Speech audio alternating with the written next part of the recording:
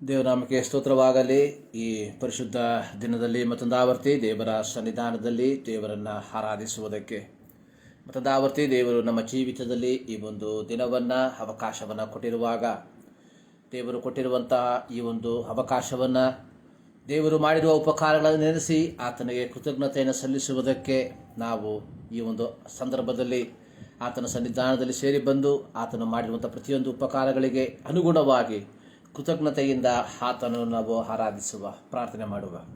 ನಮ್ಮನ್ನು ಬಹಳವಾಗಿ ಪ್ರೀತಿ ಮಾಡುವ ಪ್ರೀತಿಯ ತಂದೆಯಾದ ದೇವರೇ, ನಿಮ್ಮ ಪರಿಶುದ್ಧ ನಾಮಕ್ಕೆ ಸ್ತೋತ್ರ. ಈ ಮುಂಜಾನೆಯಲ್ಲಿ ಮತ್ತೊಂದಾವರ್ತಿ ನಿಮ್ಮ ಸನ್ನಿಧಾನಕ್ಕೆ ನಾವು ಸೇರಿ ಬರ್ತಾ ಇದ್ದೇವೆ. ಕಳೆದ ವಾರದ ಪ್ರತಿಯೊಂದು ದಿನಗಳು ಕೋಳಿತನ ಮರಿಗಳನ್ನು ತನ್ನ ರೆಕ್ಕೆಯಲ್ಲಿ ಕಾಯುವಂತೆ ನಿಮ್ಮ ಮಕ್ಕಳಾದ ನಮ್ಮನ್ನು ಕಾದು ಕಾಪಾಡಿದ್ದಕ್ಕಾಗಿ ಸ್ತೋತ್ರ. ಈ ಮುಂಜಾನೆಯಲ್ಲಿ ಮತ್ತೊಂದಾವರ್ತಿ ನಿಮ್ಮನ್ನು ಆರಾಧಿಸುವಂತೆ, ನಿಮ್ಮನ್ನು ಸ್ತುತಿಸುವಂತೆ ನಮ್ಮ ಜೀವಿತದಲ್ಲಿ ಕೊಟ್ಟಿರುವಂಥ ಈ ಒಂದು ಶ್ರೇಷ್ಠವಾದಂಥ ಸಮಯಕ್ಕಾಗಿ ಸ್ತೋತ್ರ. ಆತ್ಮನಾದ ದೇವರನ್ನು ಆತ್ಮದಲ್ಲಿ ಆಡಿ ಅರಸುವಂತೆ ನಮ್ಮೆಲ್ಲರ ಜೀವಿತದಲ್ಲಿ ಕೃಪೆ ಮಾಡೆಂಬುದಾಗಿ ನಾವು ಪ್ರಾರ್ಥಿಸ್ತಾ ಇದ್ದೇವೆ. ದೇವರು ಪರಿಶುದ್ಧನಾದ ದೇವರನ್ನು ಪರಿಶುದ್ಧತೆಯಲ್ಲಿ ಆರಾಧಿಸಬೇಕೆಂಬುದಾಗಿ ನೀನು ಬಯಸುವಂಥವನು ಆಗಿದ್ದಿ. ಈ ಮುಂಜಾನೆಯಲ್ಲಿ ಕರ್ತನೆ, ಪವಿತ್ರತೆಗೆ ಅಡ್ಡಿಯಾಗಿ ನಮ್ಮ ಜೀವಿತದಲ್ಲಿರುವಂಥ ಪ್ರತಿಯೊಂದು ಮಾಲಿನ್ಯಗಳನ್ನು ಯೇಸುವೆ ನಿನ್ನ ರಕ್ತದಿಂದ ಮತದಾವರ್ತಿ ತೊಳೆದು ನಮ್ಮನ್ನು ಶುದ್ಧಿಪಡಿಸಿ ಈ ಮುಂಜಾನೆಯಲ್ಲಿ ಪವಿತ್ರತೆಯೊಂದಿಗೆ ನಿಮ್ಮನ್ನು ಆರಾಧಿಸುವಂತೆ ನಮ್ಮನ್ನು ಯೋಗ್ಯರನ್ನಾಗಿ ಮಾರ್ಪಡಿಸೆಂಬುದಾಗಿ ನಾವು ಪ್ರಾರ್ಥಿಸ್ತಾ ಇದ್ದೇವೆ. ಸಮಸ್ತವನ್ನು ನಿಮ್ಮ ಕರಗಳಿಗೆ ಒಪ್ಪಿಸಿಕೊಡ್ತಾ ಇದ್ದೇವೆ. ಪ್ರಾರ್ಥನೆಗಳಿದ್ದಕ್ಕಾಗಿ ಸ್ತೋತ್ರ. ಯೇಸು ಕ್ರಿಸ್ತನ ನಾಮದಲ್ಲಿ ಬೇಡುತ್ತೇವೆ ನಮ್ಮ ಪ್ರೀತಿಯ ತಂದೆ, ಆಮೇನ್. ದೇವನಾಮಕ್ಕೆ ಸ್ತೋತ್ರ. ಈ ಮುಂದಾನೆ ಸಂದರ್ಭದಲ್ಲಿ ಮತ್ತೊಂದಾವರ್ತಿ ದೇವರ ಸನ್ನಿಧಾನದಲ್ಲಿ ದೇವರನ್ನು ಆರಾಧಿಸುವುದಕ್ಕೆ ದೇವರು ನಮ್ಮ ಜೀವಿತದಲ್ಲಿ ಈ ಒಂದು ಅವಕಾಶವನ್ನು ಕೊಟ್ಟಿರುವಾಗ ಆ ಅವಕಾಶವನ್ನು ಸದುಪಯೋಗಪಡಿಸಿ ಆತನನ್ನು ನಾವು ಆರಾಧಿಸುವ. ಮುಂದೆ ಹೋಗುವೆನು ನನ್ನೇಸುವಿನೊಂದಿಗೆನೆ, ಹಿಂದೆ ನೋಡದೆ ಹೋಗುವೆನು ಆ ಗುರಿ ಮುಟ್ಟುವ ತನಕ ಎಂಬ ಹಾಡಿನ ಕೆಲವು ಚರಣಗಳನ್ನು ಹಾಡಿ ದೇವರ ನಾಮವನ್ನು ನಾವು ಮಹಿಮೆಪಡಿಸುವ. ಮುಂದೆ ಹೋಗುವೆನು ನನ್ನೇಸುವಿನೊಂದಿಗೆನೆ, ಹಿಂದೆ ನೋಡದೆ ಹೋಗುವೆನು ಆ ಗುರಿ ಮುಟ್ಟುವ ತನಕ, ಹಿಂದೆ ನೋಡದೆ ಹೋಗುವೆನು ಆ ಗುರಿ ಮುಟ್ಟುವ ತನಕ. ಹಿಂಸೆ ಸಂಕಟ ಬಂದಾಗ್ಯೂ ಸಂತೋಷದಿ ಹೋಗುವೆನು, ಹಿಂಸೆ ಸಂಕಟ ಬಂದಾಗ್ಯೂ ಸಂತೋಷದಿ ಹೋಗುವೆನು. ನನ್ನ ಶಿಲುಬೆಯನ್ನು ಹೊತ್ತು ಹೋಗುವೆನು ಆ ಗುರಿ ಮುಟ್ಟುವ ತನಕ,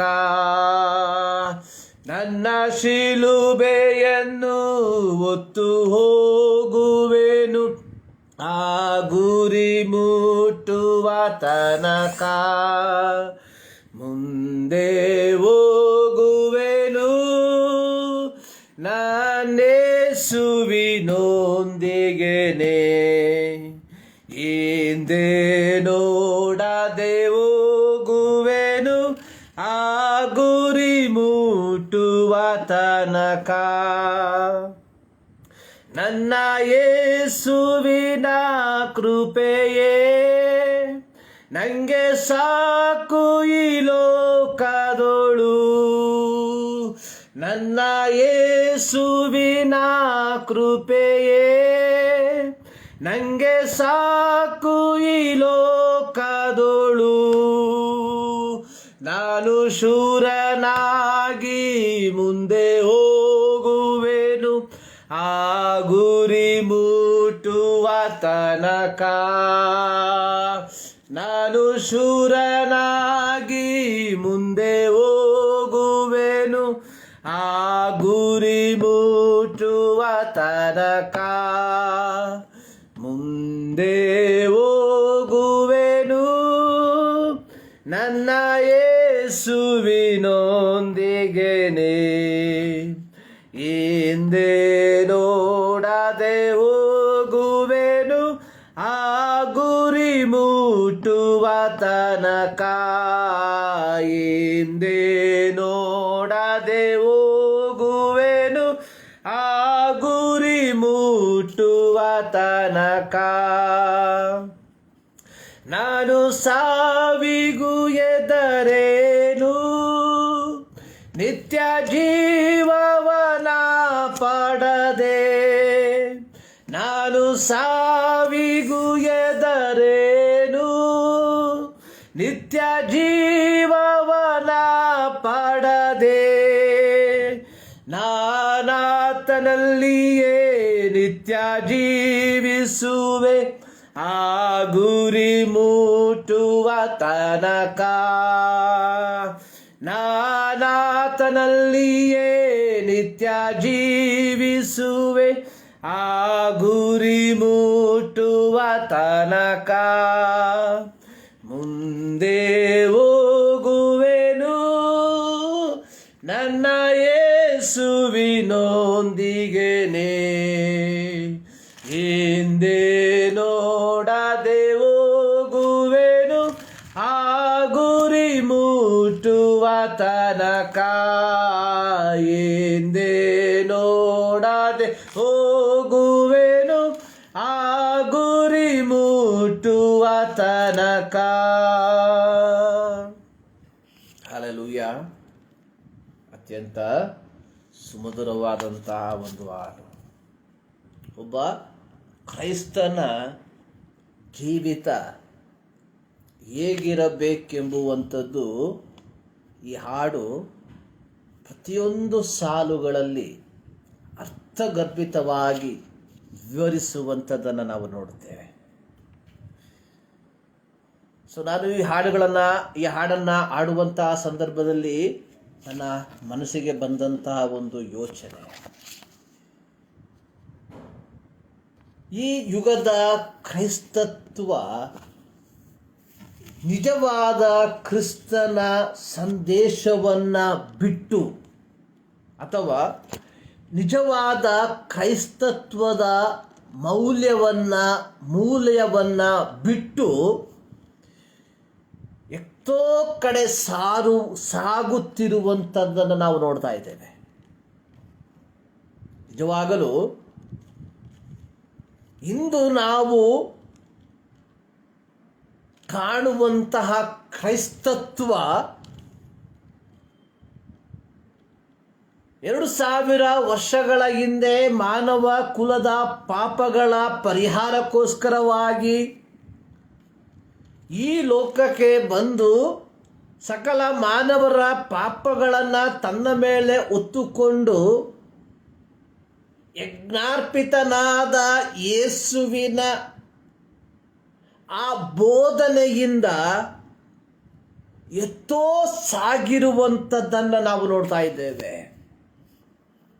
ನಿಜವಾಗಲೂ ಇದು ಅತ್ಯಂತ ದುಃಖಕರವಾದಂತಹ ಒಂದು ಸಂಗತಿ, ಅತ್ಯಂತ ಖೇದಕರವಾದಂತಹ ಒಂದು ಸಂಗತಿ.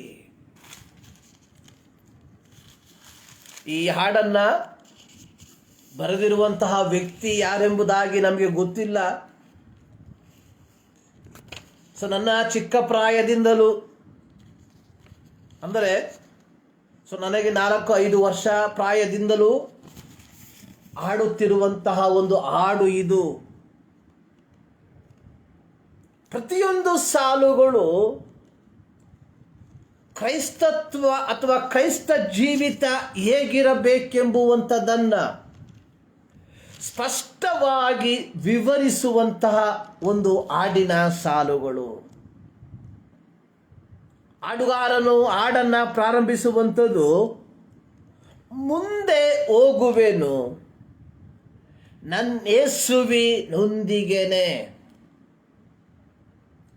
ಹಿಂದೆ ನೋಡದೆ ಹೋಗುವೆನು ಆ ಗುರಿ ಮುಟ್ಟುವ ತನಕ.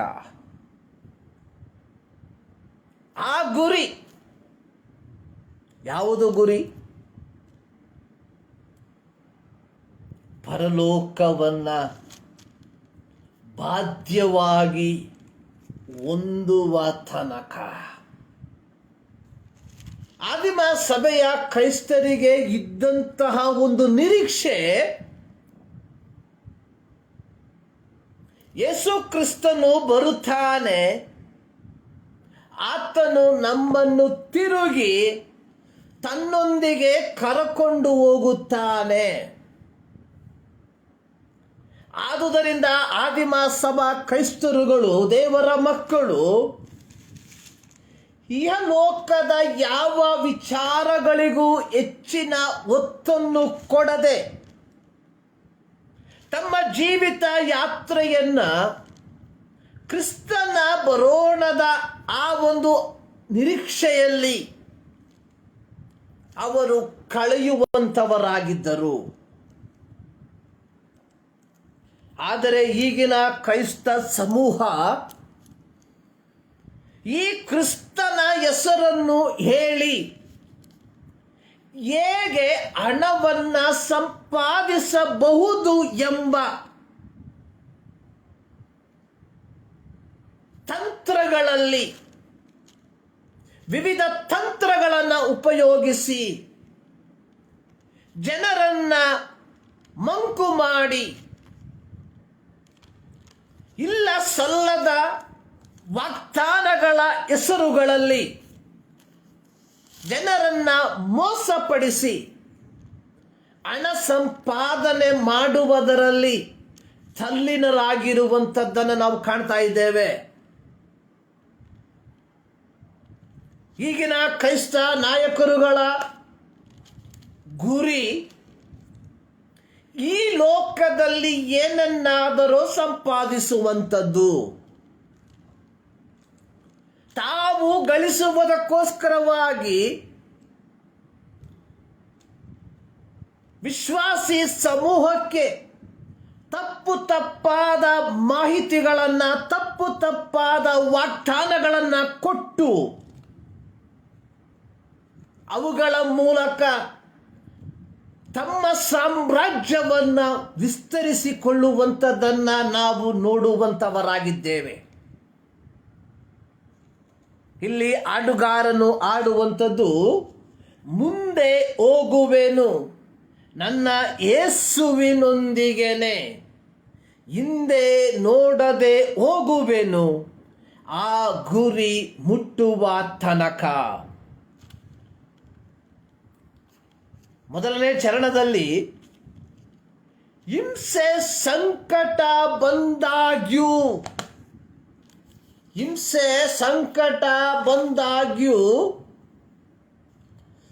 ಸಂತೋಷದಿ ಹೋಗುವೆನು.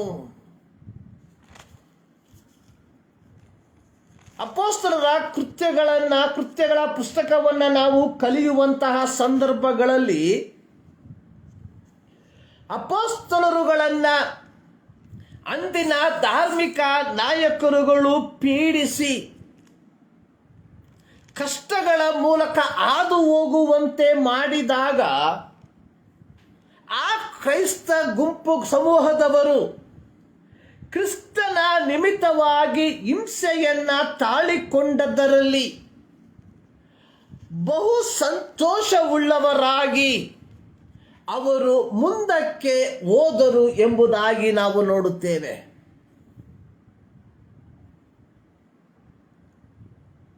ಆದಿಮ ಸಭೆಯ ವಿಶ್ವಾಸಿಗಳು ಪೀಡೆಗಳನ್ನು ದೇವರು ತಮಗೆ ಕೊಡುವಂತಹ ಒಂದು ಬಹುಮಾನವಾಗಿ ಸ್ವೀಕರಿಸಿ ಆ ಪೀಡೆಗಳ ಮೂಲಕ ಹಾದು ಹೋಗುವಾಗಲೂ ದೇವರ ನಾಮದ ಮಹತ್ವಕ್ಕಾಗಿ ಅವರು ಜೀವಿಸಿದರು ಎಂಬುದಾಗಿ ದೇವರ ವಾಕ್ಯದಲ್ಲಿ ನಾವು ನೋಡುತ್ತೇವೆ. ಇದೇ ಅಪೊಸ್ತಲರ ಕೃತ್ಯಗಳನ್ನು ನಾವು ಕಲಿಯುವಂತಹ ಸಂದರ್ಭದಲ್ಲಿ ಪೌಲ ಸೀಲರು ಸುವಾರ್ತೆಯ ನಿಮಿತ್ತವಾಗಿ ಪೆಟ್ಟುಗಳನ್ನು ತಿಂದು ಸೆರೆಮನೆಯಲ್ಲಿ ಅವರು ಹಾಕಲ್ಪಟ್ಟಿರುವಾಗ ಆ ವೇದನೆಗಳ ನಡುವಿನಲ್ಲಿ ಆ ಕೊರೆಯುವ ಚಳಿಯಲ್ಲಿ ಶರೀರದಿಂದ ರಕ್ತಗಳು ಜಿನುಗುತ್ತಿರುವಂತಹ ಆ ಕಠಿಣ ಪರಿಸ್ಥಿತಿಗಳಲ್ಲಿ ಅವರು ಪರಸ್ಪರ ಮುಖ ನೋಡಿಕೊಂಡು ತಮ್ಮನ್ನು ತಾವೇ ದೂಷಿಸಿಕೊಳ್ಳದೆ ಆ ಅರ್ಧರಾತ್ರಿಯಲ್ಲಿ ಕರ್ತನನ್ನ ಹಾಡಿ ಸ್ತುತಿಸುವುದಕ್ಕೆ ಪ್ರಾರಂಭಿಸಿದರು.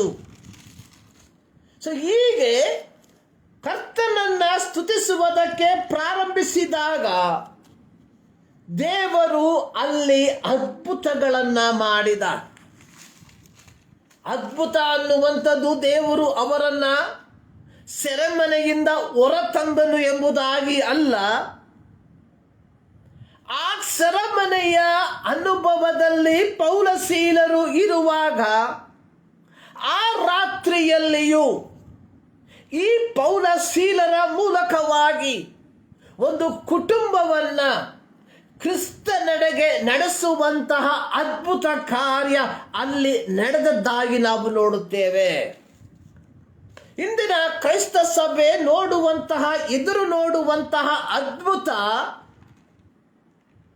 ಎಲ್ಲಿ ಹಣ ನಮಗೆ ಲಭಿಸುತ್ತದೆ,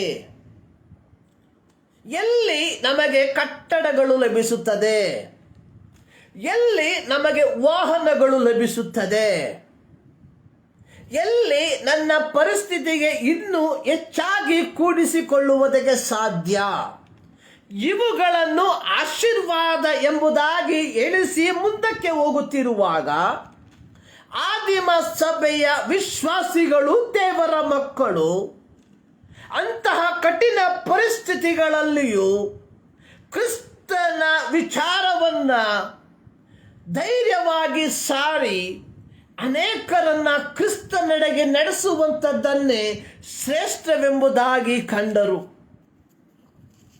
ಈ ಹಾಡಿನ 2ನೇ ಚರಣ ಇಲ್ಲಿ ಆಡುವಂಥದ್ದು, ಹಿಂಸೆ ಸಂಕಟ ಬಂದಾಗ್ಯೂ ಸಂತೋಷದಿ ಹೋಗುವೆನು, ನನ್ನ ಶಿಲುಬೆಯನ್ನ ಹೊತ್ತು ಹೋಗ್ತೇನೆ. 2ನೇ ಚರಣದಲ್ಲಿ ಹಾಡುಗಾರರು ಹೇಳುವಂಥದ್ದು, ನನ್ನ ಯೇಸುವಿನ ಕೃಪೆಯೇ ನನಗೆ ಸಾಕು ಈ ಲೋಕದಳು. ಇವತ್ತು ಕ್ರೈಸ್ತ ಸಮೂಹ ರಾಜಕೀಯ ವ್ಯಕ್ತಿಗಳ ಕೃಪೆಗೋಸ್ಕರವಾಗಿ ಆತೊರೆಯುವಂಥದ್ದನ್ನು ನೋಡುತ್ತೇವೆ. ಇಂದು ಅನೇಕರು ತಮ್ಮ ಸ್ವಾರ್ಥಕ್ಕೋಸ್ಕರವಾಗಿ, ತಮ್ಮ ಏಳಿಗೆಗೋಸ್ಕರವಾಗಿ, ರಾಜಕೀಯವಾಗಿ ತಮ್ಮನ್ನು ಗುರುತಿಸಿಕೊಳ್ಳುವುದಕ್ಕೋಸ್ಕರವಾಗಿ ಅನೇಕ ಸಂಘ ಸಂಸ್ಥೆಗಳ ಹೆಸರನ್ನು ಹೇಳಿ ಮುಂದಕ್ಕೆ ಹೋಗುವಂಥದ್ದನ್ನು ನೋಡುತ್ತೇವೆ. ಇಲ್ಲಿ ಹಾಡುಗಾರನು ಹೇಳುವಂಥದ್ದು, ನನ್ನ ಯೇಸುವಿನ ಕೃಪೆ ನನಗೆ ಸಾಕು ಈ ಲೋಕದಳು. ಇಂದು ಅನೇಕ ವ್ಯಕ್ತಿಗಳು ನೆನೆಸುವಂಥದ್ದು, ನಾವು ಅಧಿಕಾರಕ್ಕೆ ಬಂದರೆ ಕ್ರೈಸ್ತರನ್ನ ಸಂಪೂರ್ಣವಾಗಿ ಸಂರಕ್ಷಣೆ ಮಾಡ್ತೇವೆ ಎಂಬುದಾಗಿ. ಪ್ರಿಯರೇ, ಕೀರ್ತನೆಯಲ್ಲಿ ಒಂದು ವಾಕ್ಯ ಈ ರೀತಿ ಬರೆಯಲ್ಪಟ್ಟಿದೆ, ಯೆಹೋವನು ಮನೆ ಕಟ್ಟದಿದ್ದರೆ ಕಟ್ಟುವವರು ಕಷ್ಟಪಡುವುದು ವ್ಯರ್ಥ. ಯೆಹೋವನು ಪಟ್ಟಣವನ್ನ ಕಾಯದಿದ್ದರೆ ಕಾವಲುಗಾರರು ಅದನ್ನು ಕಾಯುವುದು ವ್ಯರ್ಥ.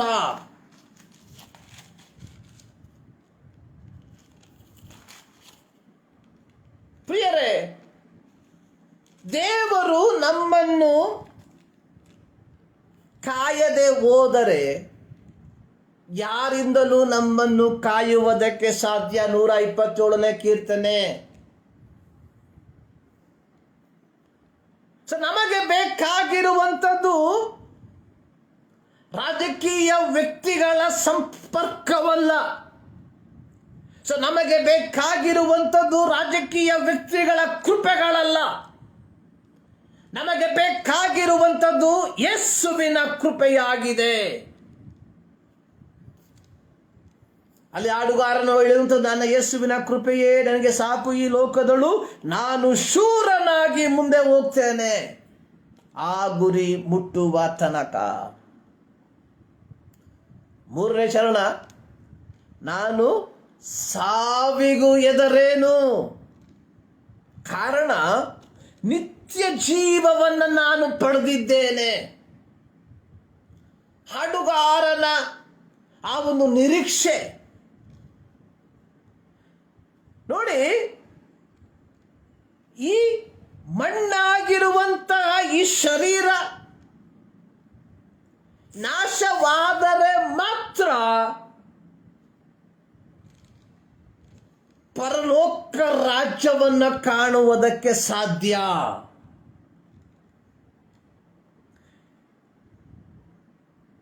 ಆದಿಕಾಂಡದಲ್ಲಿ ಸರ್ವಶಕ್ತನಾದ ದೇವರು ಆದಾಮನಿಗೆ ಹೇಳಿದು, ನೀನು ಮಣ್ಣಿನಿಂದ ನಿರ್ಮಿಸಲ್ಪಟ್ಟವನಾಗಿರುವುದರಿಂದ ನೀನು ಮಣ್ಣಿಗೆ ಪುನಃ ಸೇರುತ್ತಿ. ಈ ಶರೀರ ಮಣ್ಣಿನಿಂದ ರೂಪಿಸಿರುವಂಥದ್ದು. ಈ ಮಣ್ಣಿನಿಂದ ರೂಪಿಸಿರುವಂತಹ ಈ ಶರೀರ ನಾಶವಾಗಿ ಹೋದರೂ ನಾನು ಭಯಪಡುವುದಿಲ್ಲ. ಕಾರಣ ನಾನು ನಿತ್ಯ ಜೀವವನ್ನು ಪಡೆದಿದ್ದೇನೆ. ಹಾಡುಗಾರನು ಆಡುವಂಥದ್ದು, ನಾನಾತನಲ್ಲಿಯೇ ನಿತ್ಯ ಜೀವಿಸುವೆ. ಕೇವಲ ಭಾನುವಾರದ ದಿನದ ಬೆಳಗ್ಗೆ 9 ಗಂಟೆಯಿಂದ 11 ಗಂಟೆಯ ತನಕ, ಅಥವಾ 8 ಗಂಟೆಯಿಂದ 10 ಗಂಟೆಯ ತನಕ, ಅಥವಾ 10 ಗಂಟೆಯಿಂದ 12:30 ಗಂಟೆಗಳ ತನಕ ಮಾತ್ರವಲ್ಲ, ನಾನು ನಿತ್ಯ ನಿರಂತರವಾಗಿ ಜೀವಿಸುತ್ತಿರುವಂಥದ್ದು ನನ್ನ ಯೇಸುವಿನ ಒಡನೆ, ಯೇಸುವಿನೊಂದಿಗೆ. ಆದುದರಿಂದ ದೇವರು ನನಗೆ ನೇಮಕ ಮಾಡಿರುವ ಗುರಿಯನ್ನ ಮುಟ್ಟುವ ತನಕ ನಾನು ಓಡುತ್ತಾ ಓಡುತ್ತಾ ಓಡುತ್ತಾ ಇರುವೆನು. ಪ್ರಿಯರೇ, ಇಂದಿನ ಕ್ರೈಸ್ತ ಲೋಕದ ನಾಗಾಲೋಟ ಅನ್ನುವಂಥದ್ದು ನಿಜವಾದ ಕ್ರಿಸ್ತನ ಬೋಧನೆಗೆ ವಿರುದ್ಧವಾಗಿ ಅನ್ನುವಂಥದ್ದನ್ನು ಹೇಳುವುದರಲ್ಲಿ ಯಾವ ಸಂಶಯವೂ ಇಲ್ಲ.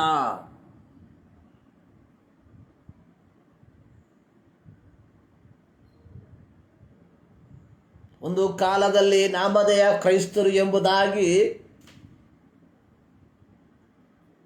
ನಾವುಗಳು ಇತರರನ್ನ ಹೇಳುವಂಥವರಾಗಿದ್ದೆವು. ಅವರು ನಾಮಧೇಯ ಕ್ರೈಸ್ತರು, ಭಾನುವಾರ ಮಾತ್ರ ಆರಾಧನೆಗೆ ಹೋಗುವಂಥವರು. ಆದರೆ ಇವತ್ತು ಆತ್ಮದಲ್ಲಿ ಸತ್ಯದಲ್ಲಿ ಆರಾಧಿಸುವಂತಹ ನಾವುಗಳು ಎಂಬುದಾಗಿ ಅಭಿಮಾನ ಪಡುವಂತಹ ನಾವುಗಳು ಅವರಿಗಿಂತಲೂ ಕಡೆಯದಾಗಿ, ನಾಮಧೇಯಕ್ಕಿಂತಲೂ ಕಡೆಯ ಕ್ರೈಸ್ತರಾಗಿ ಜೀವಿಸುತ್ತಿದ್ದೇವೆ ಅನ್ನುವಂಥದ್ದು ದುರ್ದೈವದ ಸಂಗತಿ.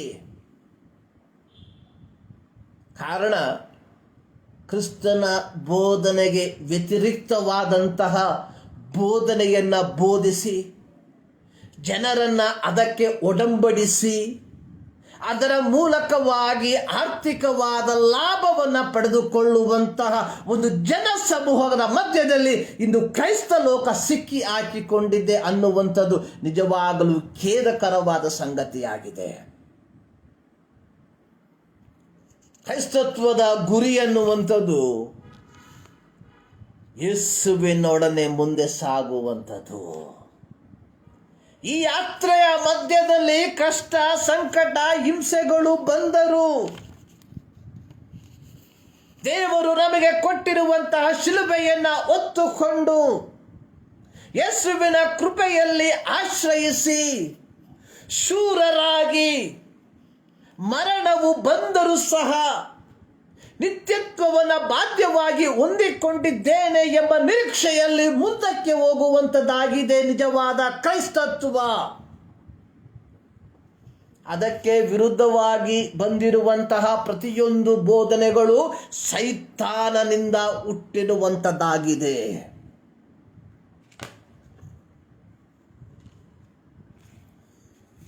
ಪ್ರಿಯರೇ, ಈ ಮುಂಜಾನೆಯಲ್ಲಿ ದೇವರ ಸನ್ನಿಧಾನದಲ್ಲಿ ನಾವು ಆತನನ್ನು ಆರಾಧಿಸುವುದಕ್ಕೆ ಸೇರಿ ಬಂದಿರುವಾಗ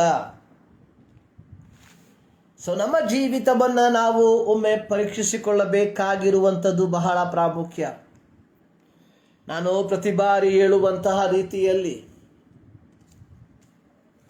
ಪೌಲನು ಥೆಸಲೋನಿಕದಲ್ಲಿರುವಂತಹ ವಿಶ್ವಾಸಿಗಳಿಗೆ ಹೇಳುವಂಥದ್ದು, ಬೆರೋಯ ಸಭೆಯವರು ನಿನಕ್ಕಿಂತಲೂ ಉತ್ತಮರು. ಥೆಸಲೋನಿಕ ಸಭೆ ಅಂದು ಯೆರೂಸಲೇಮಿನ ಸಭೆಯಲ್ಲಿ ಬರಗಾಲ ಉಂಟಾದಾಗ ತಮ್ಮ ಶಕ್ತಾನುಸಾರವಾಗಿ ಅವರಿಗೆ ಆರ್ಥಿಕವಾದ ಸಹಾಯವನ್ನು ಮಾಡಿದ ಸಭೆಯಾಗಿತ್ತು ಥೆಸಲೋನಿಕ ಸಭೆ. ಆದರೆ ಪೌಲನು ಥೆಸಲೋನಿಕ ಸಭೆಗೆ ಹೇಳುವಂಥದ್ದು, ಬೆರೋಯ ಸಭೆಯವರು ನಿಮಗಿಂತಲೂ ಉತ್ತಮರು. ಆಗ ನಾವು ನೆನೆಸ್ಕೋಬೋದು, ಏನಪ್ಪ ಥೆಸಲೋನಿಕದವರಿಗಿಂತ ಹೆಚ್ಚಾಗಿ ಅನುದಾನವನ್ನು ಕೊಟ್ರ, ಆರ್ಥಿಕವಾಗಿ ಸಹಾಯ ಮಾಡಿದ್ರ? ಇವತ್ತು ನಾವು ಯಾರನ್ನ ಉತ್ತಮರು ಎಂಬುದಾಗಿ ಕರೀತೇವೆ, ಯಾರು ಆರ್ಥಿಕವಾಗಿ ಸಭೆಯ ಚಟುವಟಿಕೆಯಲ್ಲಿ ಹೆಚ್ಚಾದ ಅನುದಾನವನ್ನು ಕೊಡುತ್ತಾರೆ ಅಂಥವರನ್ನ ಉತ್ತಮರು, ಅಂಥವರನ್ನ ಶ್ರೇಷ್ಠರು, ಅಂಥವರನ್ನ ಪರಿಶುದ್ಧರು, ನಿರ್ಮಲರು, ನಿರ್ದೋಷಿಗಳು ಎಂಬುದಾಗಿ ಕರೆಯುತ್ತೇವೆ, ಪ್ರತ್ಯೇಕವಾಗಿ ದೇವರ ದಾಸರುಗಳಾದ ನಾವುಗಳು. ಆದರೆ ಪೌಲನು ಹೇಳುವಂಥದ್ದು, ಬೆರೋಯ ಸಭೆ ನಿಮಗಿಂತ ಉತ್ತಮರು. ಕಾರಣ, ಅವರು ಶಾಸ್ತ್ರಗಳನ್ನು ಅಭ್ಯಾಸ ಮಾಡುವಂಥವರಾಗಿದ್ದರು. ಏನು ಶಾಸ್ತ್ರಗಳನ್ನು ಅಭ್ಯಾಸ ಮಾಡುವಂಥದ್ದು ಅಂದರೆ, ಯಾರಾದರೂ ಬಂದು ಬೋಧನೆ ಮಾಡಿಬಿಟ್ಟು ಹೋದರೆ ಅದನ್ನು ಹಾಗೆಯೇ ಕೇಳಿ ಕುಳಿತುಕೊಳ್ಳುವಂಥವರಲ್ಲ. ತಮ್ಮ ಮನೆಗಳಿಗೆ ಹೋಗಿ ಸತ್ಯವೇದವನ್ನು ತೆಗೆದು ಅವರು ಹೇಳಿರುವಂಥದ್ದು ವಾಕ್ಯಕ್ಕೆ ಅನುಗುಣವಾಗಿ ಇದೆಯೋ ಎಂಬುದನ್ನು ಕುಳಿತು ಪರೀಕ್ಷೆ ಮಾಡ್ತಾ ಇದ್ರು.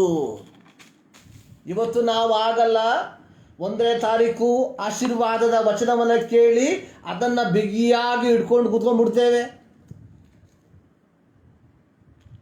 ವರ್ಷದ ಪ್ರಾರಂಭ ದಿನದಲ್ಲಿ ಇದು ಆಶೀರ್ವಾದ, ದೇವರ ಆಶೀರ್ವಾದ ಎಂಬುದಾಗಿ ಯಾರೋ ಏನೋ ಕೊಟ್ಟಂಥ ಒಂದು ವಾಕ್ಯವನ್ನು ತೆಗೆದುಕೊಂಡು ಅದನ್ನು ಬಿಗಿಯಾಗಿ ಇಟ್ಕೊಂಡ್ಬಿಡ್ತೇವೆ. ನಮ್ಮ ಜನ್ಮ ದಿನದಲ್ಲಿ ಸಭೆಯಿಂದ ಕೊಡುವಂಥ ವಾಕ್ಯವನ್ನು ತೆಗೆದುಕೊಂಡು ಅದನ್ನು ಬಿಗಿಯಾಗಿ ಇಟ್ಕೊಳ್ತೇವೆ. ನಮ್ಮ ವಿವಾಹ ವಾರ್ಷಿಕದಲ್ಲಿ ಸಿಕ್ಕುವಂತಹ ವಾಗ್ದಾನ ನೋಡಿ, ಒಬ್ಬ ವ್ಯಕ್ತಿಗೆ ಒಂದು ವರ್ಷ ಎಷ್ಟು ವಾಗ್ದಾನ? ವರ್ಷದ ವಾಗ್ದಾನ, ತಿಂಗಳುಗಳ ವಾಗ್ದಾನ, ಜನ್ಮದಿನದ ವಾಗ್ದಾನ, ವಿವಾಹ ವಾರ್ಷಿಕೋತ್ಸವದ ವಾಗ್ದಾನ, ಅಂದರೆ 12 + 3 17 ವಾಗ್ದಾನ ಒಂದು ವರ್ಷಕ್ಕೆ. ಅದು ಬಿಟ್ಟು ಇವಾಗ 365 ದಿನ ಈ ದಿನದ ವಾಗ್ದಾನ ಎಂಬ ವಾಕ್ಯಗಳನ್ನು ನಾವು ಕೇಳ್ತೇವೆ. ಪ್ರಿಯರೇ, ಕೇಳುವಂಥದ್ದು ಒಳ್ಳೆಯದು. ಯಾಕೆಂದರೆ ಒಂದು ಕಲ್ಲಿನ ಮೇಲೆ ನೀರು ಬೀಳ್ತಾ ಇದ್ರೆ ಏನಾಗುತ್ತೆ? ಆ ಕಲ್ಲು ನುಣುಪಾಗುತ್ತೆ. ಆದರೆ ಒಂದು ವಿಚಾರ, ಕೇಳುವಂತಹ ದೇವರ ವಾಕ್ಯಾನುಸಾರವಾಗಿ ಅದನ್ನು ವಿವರಿಸುತ್ತಿದ್ದಾರೆ ಎಂಬುವಂಥದ್ದು ಮುಖ್ಯ. ಅಪೊಸ್ತಲನಾದ ಪೌಲನು ಫಿಲಿಪ್ಪ ಪತ್ರಿಕೆಯಲ್ಲಿ ಬರೆಯುವಾಗ ಒಂದು ವಾಕ್ಯವನ್ನು ಹೇಳಿದ್ದಾನೆ, ನನ್ನನ್ನು ಬಲಪಡಿಸುವ ಆತನಲ್ಲಿ ಇದ್ದುಕೊಂಡು ಎಲ್ಲವನ್ನ ಮಾಡುವುದಕ್ಕೆ ಶಕ್ತನಾಗಿದ್ದೇನೆ. ಪ್ರತಿಯೊಬ್ಬ ಕ್ರೈಸ್ತರು ಗಟ್ಟಿಯಾಗಿ ಹಿಡುಕೊಂಡಿರುವಂಥ ಒಂದು ವಾಕ್ಯ, I can do all things through Christ who strengthen me. Oh, praise the lord. ಅದರ ಹಿನ್ನೆಲೆ ಏನು ಗೊತ್ತಾ? ಅಪೊಸ್ತಲನಾದ ಪೌಲನು ಸೆರೆಮನೆಯಲ್ಲಿ ಮೌಖಿಕವಾಗಿ ಸುವಾರ್ತೆಯನ್ನು ಸಾರುವುದಕ್ಕೆ ಆಗದೆ ಸೆರೆಮನೆಯಲ್ಲಿ ಆತನು ಬಂಧಿಸಲ್ಪಟ್ಟಿರುವಂತಹ ಸಂದರ್ಭದಲ್ಲಿ ಸೆರೆಮನೆಯವರು ಪೌಲನ ಮೇಲೆ ಕರುಣೆಯನ್ನು ತೋರಿಸಿದರ ಫಲವಾಗಿ ಆ ಸೆರೆಮನೆಯಲ್ಲಿ ಕುಳಿತುಕೊಂಡು ಪೌಲನು ಫಿಲಿಪ್ಪದವರಿಗೆ ಪತ್ರಿಕೆಯನ್ನು ಬರಿತಾ ಇದ್ದಾನೆ. ಮುಖಾಮುಖವಾಗಿ ಫಿಲಿಪ್ಪದಲ್ಲಿರುವ ಸಭೆಗಳಿಗೆ ಸುವಾರ್ತೆಯನ್ನು ಸಾರುವುದಕ್ಕೆ ಆಗದೆ ಹೋದಾಗ್ಯೂ ಈ ಸೆರೆಮನೆಯಲ್ಲಿಯೂ ದೇವರು ಕೊಟ್ಟಂತಹ ಅವಕಾಶವನ್ನು ನೆನೆಸಿ ಪೌಲನು ಹೇಳುವಂಥದ್ದು, ನನ್ನನ್ನು ಬಲಪಡಿಸಿ ವಿಶ್ವಾಸದಲ್ಲಿದ್ದುಕೊಂಡು ಎಲ್ಲವನ್ನ ಮಾಡುವುದಕ್ಕೆ ಶಕ್ತನಾಗಿದ್ದೇನೆ. I can do all things through Christ. ಅದು ಯಥಾರ್ಥವಾದಂತಹ ವಾಗ್ದಾನ, ಯಥಾರ್ಥವಾದಂತಹ ತರ್ಜುಮೆ. ಆದರೆ ನಾವು ಬಡ್ಡಿ ವ್ಯಾಪಾರ ಮಾಡುವಂಥವನು ಹೇಳ್ತಾನೆ, I can do all things through Christ.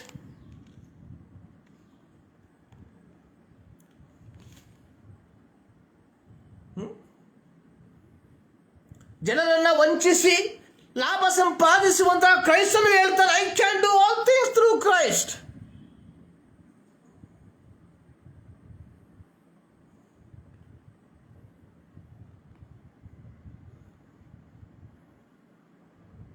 Beedi, cigarette, ತಂಬಾಕು ಉತ್ಪನ್ನಗಳನ್ನು ಮಾರುವಂತಹ ಕ್ರೈಸ್ತನು ಹೇಳ್ತಾನೆ, I can do all things through Christ.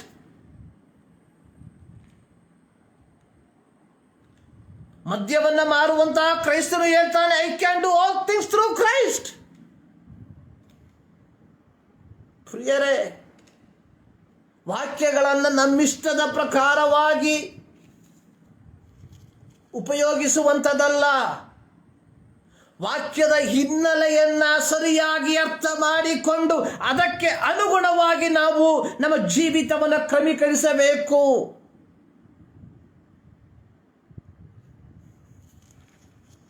ಅದಕ್ಕೆ ನಾನು ಹೇಳಿದೆ, ಆದಿಮ ಸಭೆಯ ಕ್ರೈಸ್ತರುಗಳು ಕ್ರಿಸ್ತನ ಬರೋಣದ ನಿರೀಕ್ಷೆಯಲ್ಲಿ, ಮಲಯಾಳದಲ್ಲಿ ಒಂದು ಹಾಡಿದೆ, ಬರಲಿರುವಂತಹ ಪರಲೋಕದ ಸೌಭಾಗ್ಯವನ್ನು ನೆನೆಸಿ ಈ ಲೋಕದ ಎಲ್ಲವನ್ನ ನಾನು ಕಸವೆಂದೆಣಿಸ್ತೇನೆ. ಪೌಲನು ಸಹ ಅದನ್ನು ಹೇಳಿರುವಂಥದ್ದಾಗಿ ನೋಡುತ್ತೇವೆ. ಆ ಮಲಯಾಳ ಮಾಡು ಈ ರೀತಿ, ಸುಂದರ ರೂಪನೆ ನಿನ್ನೆ ವೆಡಿഞ്ഞ് ಈ ಲೋಕ ಯಾತ್ರ, ಸುಂದರ ರೂಪನೆ ನಿನ್ನನ್ನು ಬಿಟ್ಟು ಈ ಲೋಕ ಯಾತ್ರೆಯಲ್ಲಿ ಎಲ್ಲವನ್ನ, ಈ ಲೋಕದಲ್ಲಿರುವಂಥ ಎಲ್ಲವನ್ನ ನಾನು ಕಸವೆಂದೆಂಬುದಾಗಿ ಎಣಿಸ್ತೇನೆ. ಪ್ರಿಯರೇ, ಯಾರು ಯಥಾರ್ಥವಾದ ಕ್ರೈಸ್ತರು ಅಂದರೆ ಯಾರು ಈ ಲೋಕದ ಸುಖ ಭೋಗಗಳನ್ನ ಕ್ರಿಸ್ತನ ನಿಮಿತ್ತವಾಗಿ ನಷ್ಟವೆಂದು ಕಸವೆಂದು ಎಣಿಸುತ್ತಾರೋ ಅಂಥವರು ಮಾತ್ರ ನಿಜವಾದ ಕ್ರೈಸ್ತರು.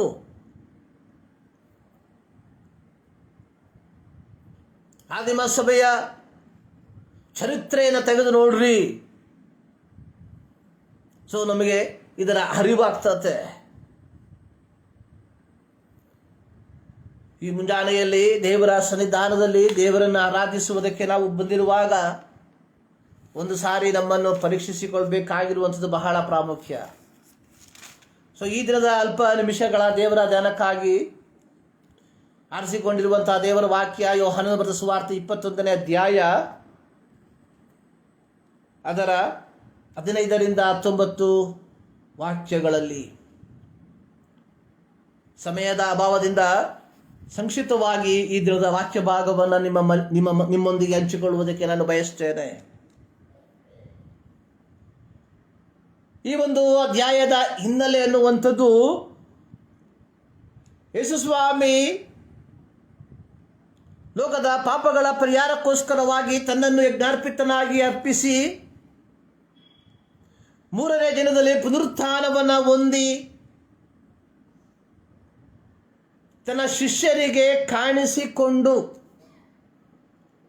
ಹೀಗೆ ಹೋಗುತ್ತಿರುವಂತಹ ಒಂದು ಸಂದರ್ಭದಲ್ಲಿ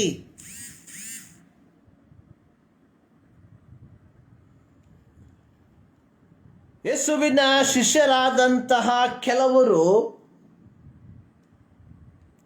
ತಮ್ಮ ಮೂಲ ಕಸುಬಿಗೆ ತಿರುಗಿ ಹೋಗುವಂಥದ್ದಾಗಿ ನೋಡುತ್ತೇವೆ. ಪ್ರತ್ಯೇಕವಾಗಿ ಪೇತ್ರನು, ಅಂದ್ರೆಯನು, ಯೋಹಾನನು, ಯಾಕೋಬನು, ಹೀಗೆ ಕೆಲವು ಮಂದಿ ತಮ್ಮ ಮೂಲ ಕಸುಬಿಗೆ ತಿರುಗಿ ಹೋಗುವಂಥದ್ದು. ಯೇಸು ಸ್ವಾಮಿ ತನ್ನ ಐಹಿಕ ಸೇವೆಯ ಸಂದರ್ಭದಲ್ಲಿ ಈ ಶಿಷ್ಯರನ್ನ ಕರೆಯುವಾಗ ಇವರಿಗೆ ಹೇಳಿದ್ದು, ನನ್ನನ್ನು ಹಿಂಬಾಲಿಸಿ, ನಾನು ನಿಮ್ಮನ್ನು ಮನುಷ್ಯರನ್ನ ಹಿಡಿಯುವ ಬೆಸ್ತರನ್ನಾಗಿ ಮಾಡ್ತೇನೆ. ಯೇಸು ತನ್ನ ಶಿಷ್ಯರನ್ನ ಕರೆಯುವಂತಹ ಸಂದರ್ಭದಲ್ಲಿ ಅವರ ಕರೆಯುವಿಕೆಯ ಪೂರ್ಣವಾದಂತಹ ಒಂದು ಚಿತ್ರಣವನ್ನ ಯೇಸು ಸ್ವಾಮಿ ಅವರಿಗೆ ಕೊಟ್ಟದ್ದಾಗಿ ನೋಡುತ್ತೇವೆ. ಯಾವ ಮಾಹಿತಿ ಇಲ್ಲದೆ ಯೇಸು ಸ್ವಾಮಿ ತನ್ನ ಶಿಷ್ಯರನ್ನು ಕರೆಯಲಿಲ್ಲ. ಅವರನ್ನು ಕರೆಯುವಂತಹ ಸಂದರ್ಭದಲ್ಲಿ ಅವರಿಗೆ ಹೇಳುವಂಥದ್ದು, ನಾನು ನಿಮ್ಮನ್ನು ಮನುಷ್ಯರನ್ನ ಹಿಡಿಯುವ ಬೆಸ್ತರನ್ನಾಗಿ ಮಾಡ್ತೇನೆ. ಆದರೆ 3.5 ವರ್ಷದ ಸೇವೆಯ ಅಥವಾ 3.5 ವರ್ಷದ ನಂತರವಾಗಿ ನೋಡಿ, ಮತ್ತಾಯನ ಸುವಾರ್ತೆ 4ನೇ ಅಧ್ಯಾಯ 19ನೇ ವಾಕ್ಯದಲ್ಲಿ ಬರೆಯಲ್ಪಟ್ಟಿರುವಂಥದ್ದು, 18ರಿಂದ 20 ವಾಕ್ಯದಲ್ಲಿ 19ನೇ ವಾಕ್ಯ, ನನ್ನ ಹಿಂದೆ ಬನ್ನಿರಿ, ಮನುಷ್ಯರನ್ನು ಹಿಡಿಯುವ ಬೆಸ್ತರನ್ನಾಗಿ ನಿಮ್ಮನ್ನು ಮಾಡುವೆನು. ಯಾರು ಅಲ್ಲಿ ಯಾರು ಇದ್ರು? ಪೇತ್ರ, ಅವನ ತಮ್ಮನಾದ ಆಂದ್ರೆಯ. ಸೊ ಇವರಿಬ್ಬರಿಗೆ ಪ್ರತ್ಯೇಕವಾಗಿ ಹೇಳಿರುವಂಥದ್ದು, ನಿಮ್ಮನ್ನು ಮನುಷ್ಯರನ್ನು ಹಿಡಿಯುವ ಬೆಸ್ತರನ್ನಾಗಿ ಮಾಡ್ತಾರೆ. 3.5 ವರ್ಷದ ಸೇವೆಯ ನಂತರ ಯೇಸು ಸ್ವಾಮಿ ತನ್ನ ದೌತ್ಯವನ್ನು ಪೂರೈಸಿ, ಆತನು ಮಾನವ ಕುಲದ ಪಾಪಗಳ ಪರಿಹಾರಕ್ಕೋಸ್ಕರವಾಗಿ ಶಿಲುಬೆಯಲ್ಲಿ ತನ್ನನ್ನು ಯಜ್ಞಾರ್ಪಿತನಾಗಿ ಅರ್ಪಿಸಿ, ಶಾಸ್ತ್ರದಲ್ಲಿ ಮುಂತಿಳಿಸಿದ ಪ್ರಕಾರವಾಗಿ 3ನೇ ದಿನದಲ್ಲಿ ಆತನು ಪುನರುತ್ಥಾನವನ್ನು ಹೊಂದಿ ತನ್ನ ಶಿಷ್ಯರಿಗೆ ಕಾಣಿಸಿಕೊಂಡು, ನಿಮಗೆ ಸಮಾಧಾನವಾಗಲಿ ಎಂಬುದಾಗಿ ಹೇಳಿ ತನ್ನ ಪುನರುತ್ಥಾನವನ್ನು ಅವರಿಗೆ ದೃಢಪಡಿಸಿ ಇಷ್ಟೆಲ್ಲ ಕಾರ್ಯಗಳನ್ನು ಮಾಡಿದಾಗ್ಯೂ ಒನ್ ಫೈನ್ ಡೇ ಪೇತ್ರ ಹೇಳ್ತಾ ಇದ್ದಾನೆ, ನಾನು ನನ್ನ ಮೂಲ ಕಸುಬಿಗೆ ಹೋಗ್ತೇನೆ. ನೋಡಿ, ಇದೇ ಅಧ್ಯಾಯದ 21ನೇ ಅಧ್ಯಾಯದ 3ನೇ ವಾಕ್ಯದಲ್ಲಿ, ನಾನು ಮೀನು ಹಿಡಿಯುವುದಕ್ಕೆ ಹೋಗುತ್ತೇನೆಂದು ಹೇಳಲು ಅವರು, ನಾವು ನಿಮ್ಮ ಸಂಗಡ ಬರುತ್ತೇವೆ ಅಂದರು. ಯಾರಿದ್ರು? ಸಿಮೋನ ಪೇತ್ರನು, ದಿದೋಮನೆಂಬ ತೋಮನು, ಗಲಿಲಾಯ ಕಾನಾ ಊರಿನ ನತಾನಿಯೇಲನು, ಜೆಬೆದಾಯನ ಕುಮಾರರು, ಆತನ ಶಿಷ್ಯರಲ್ಲಿ ಇನ್ನಿಬ್ಬರು. ಅಂದರೆ ಆಲ್ಮೋಸ್ಟ್ ಎಲ್ಲರೂ, ಆಲ್ಮೋಸ್ಟ್ ಆಲ್ ಏನು ಮಾಡ್ತಾ ಇದ್ದಾರೆ? ಮೀನು ಹಿಡಿಯುವುದಕ್ಕೆ ಹೋದಂಥವರು. ಯಾಕೆಂದರೆ ಪೇತ್ರ, ಆಂದ್ರೆಯ, ಯಾಕೋಬ, ಯೋಹಾನ ಮೀನು ಹಿಡಿಯುವಂಥದ್ರಲ್ಲಿ ಅವರು ಅಗ್ರಗಣ್ಯರು ಅವರು. ಆದರೆ ಆ ರಾತ್ರಿ ಅವರು ಪ್ರಯಾಸ ಪಟ್ಟಾಗ್ಯೂ ಅವರಿಗೆ ಯಾವ ಚಿಕ್ಕ ಮೀನು ಸಹ ಸಿಕ್ಕಲಿಲ್ಲ. ನೋಡಿ, ಅನೇಕರು ನೆನೆಸುವಂಥದ್ದು, ನಮ್ಮ ಸಾಮರ್ಥ್ಯದಿಂದ, ನಮಗಿರುವಂತಹ ತಿಳುವಳಿಕೆಯಿಂದ ನಾವು ಏನನ್ನ ಬೇಕಾದರೂ ಸಾಧಿಸಬಹುದು ಎಂಬುದಾಗಿ, ಲೌಕಿಕವಾಗಿಯೂ ಸಹ. ನೋಡಿ, ಈ ರೀತಿ ಆಗಿರುವುದಾದರೆ ಈ ಪೇತ್ರ, ಯೋಹಾನ, ಯಾಕೋಬ, ಪೇತ್ರ, ಆಂದ್ರೆಯ, ಯಾಕೋಬ, ಯೋಹಾನ ಅಗ್ರಗಣ್ಯರು ಮೀನನ್ನು ಹಿಡಿಯುವಂಥದ್ದರಲ್ಲಿ, ಅವರು ಅದರಲ್ಲಿ ಪಾಸ್ ಆಗಬೇಕಾಗಿತ್ತು. ಆದರೆ ಅವರಿಗೆ ಏನೂ ಸಿಕ್ಕಲಿಲ್ಲ. ಬೆಳಗಾಗುವಾಗ ಯೇಸು ಸ್ವಾಮಿ ದಡದಲ್ಲಿ ನಿಂತಿದ್ದಾನೆ. ಆದಾಗ್ಯೂ ಶಿಷ್ಯರು ಆತನನ್ನು ಯೇಸುವೆಂದು ತಿಳಿಯಲಿಲ್ಲ. ಆಗ ಯೇಸು ಅವರನ್ನು, ಮಕ್ಕಳಿರ ಊಟಕ್ಕೆ ನಿಮಗೆ ಏನು ಇಲ್ಲವೇ ಎಂದು ಕೇಳಲು ಅವರು ಇಲ್ಲವೆಂದು ಉತ್ತರ ಕೊಟ್ಟನು. ಆತನು ಅವರಿಗೆ, ನೀವು ದೋಣಿಯ ಬಲಗಡೆಯಲ್ಲಿ ಬಲೆ ಬೀಸಿದರೆ ಸಿಕ್ಕುವುದು ಎಂದು ಹೇಳಿದನು. ಅವರು ಹಾಗೆ ಬೀಸಿದಾಗ ಮೀನುಗಳು ಬಹಳ ಹೆಚ್ಚಾಗಿ ಸಿಕ್ಕಿದ್ದರಿಂದ ಬಲೆಯನ್ನು ಎಳೆದುಕೊಳ್ಳುವುದಕ್ಕೆ ಆಗದೆ ಹೋಗಿತ್ತು. ನೋಡಿ, ಯೇಸು ಸ್ವಾಮಿಯಲ್ಲಿ ಒಂದು ಅದ್ಭುತವನ್ನು ಮಾಡುವಂಥದ್ದಾಗಿ ನಾವು ನೋಡುತ್ತೇವೆ. ಸೊ ನಂತರವಾಗಿ ಯೋಹಾನನು ಯೇಸುವನ್ನ ತಿಳುಕೊಂಡವನಾಗಿ, ನೋಡಿ, ಇದೇ ಯೋಹಾನನಿಗೆ ಯೇಸು ಸ್ವಾಮಿ ತನ್ನ ತಾಯಿಯನ್ನು ಒಪ್ಪಿಸಿಕೊಟ್ಟಿದ್ದಾನೆ. ಆ ಯೋಹಾನನು ಸಹ ಪೇತ್ರನ ಸಂಗಡ ಮೀನನ್ನು ಹಿಡಿಯುವುದಕ್ಕೆ ಬಂದಿದ್ದಾನೆ.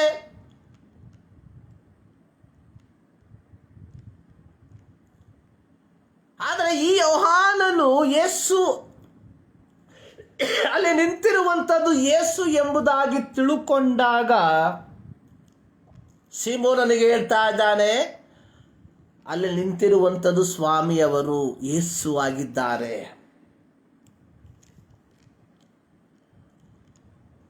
ಪೇತ್ರನು